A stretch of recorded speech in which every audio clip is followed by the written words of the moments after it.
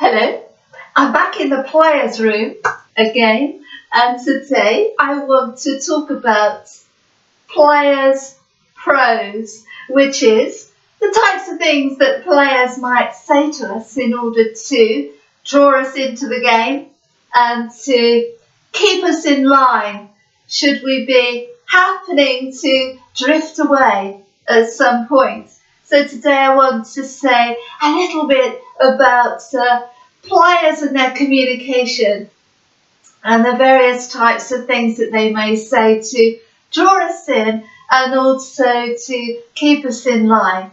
So one of the things that we may have noticed when we first met our player type person is that they were very, very friendly and very charming and seem to say all the right things about how wonderful we are, how beautiful we are, how desirable we are.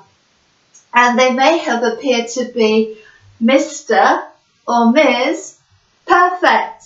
In fact, this would have been for us potentially a hook that was irresistible at the time. And so I just wanted to say a few things today as far as what the sort of prose, in other words, what this type of communication that players may give us along the way in order to keep us hooked in. So having drawn the target in with lots of compliments and appearing to be Miss or Mr. Perfect,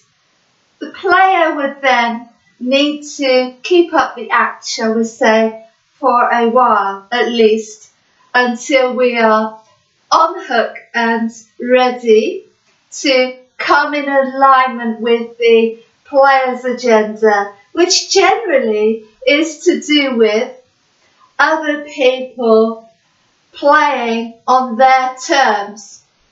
And for many players, that means that they want to be able to direct the proceedings in a way that fulfills their needs, but also keeps the other person waiting on the relationship bench for as long as they are needed, until next time or until they are put on the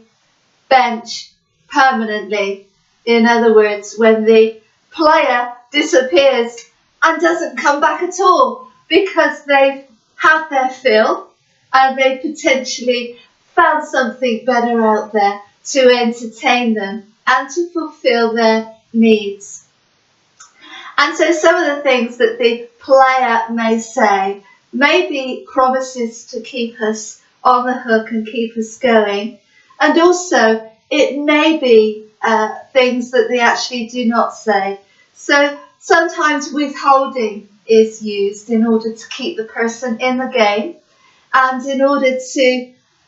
stop the player having to use too much energy, because they don't like to waste too much energy, which could be used to get more attention out there. So some of the things that may be used to keep people on the hook could be promises as far as the future is concerned, especially if the partner seems to be getting a bit fed up and they're getting a bit fed up with being ignored or left on the bench. So if the player type person thinks that the partner is getting a bit fed up and may potentially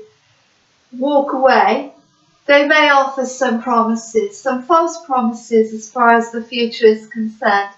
And even some of them hint at marriage and commitment somewhere down the line. And I have heard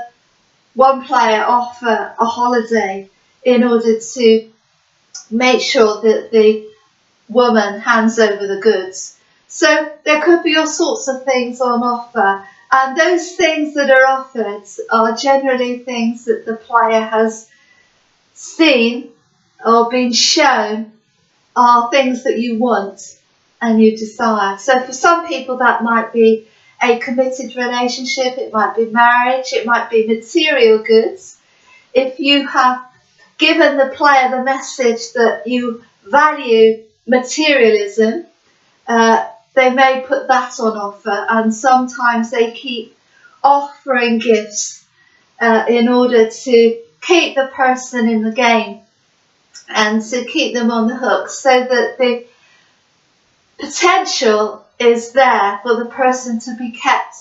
on the hook for a very long period of time. It could be years, in fact, with this promise of a divine tomorrow, when the potential partner thinks that they're going to get their way and their dreams are going to come through, whilst the player is managing things in a way that falls in line with their agenda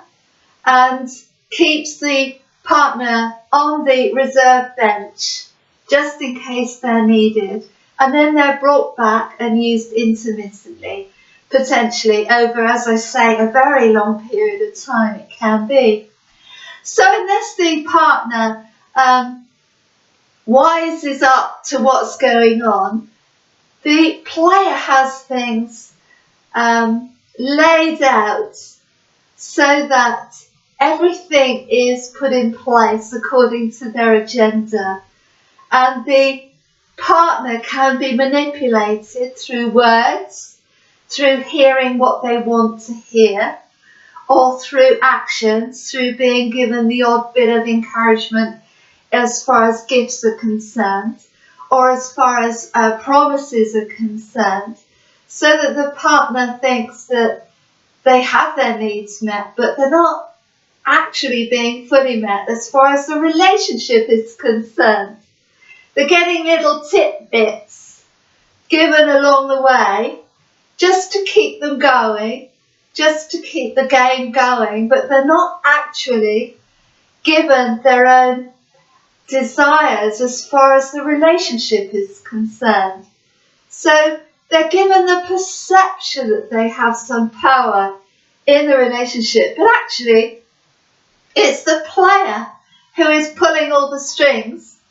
and is the puppeteer in the relationship dynamic, and it's just keeping things going, simmering along nicely,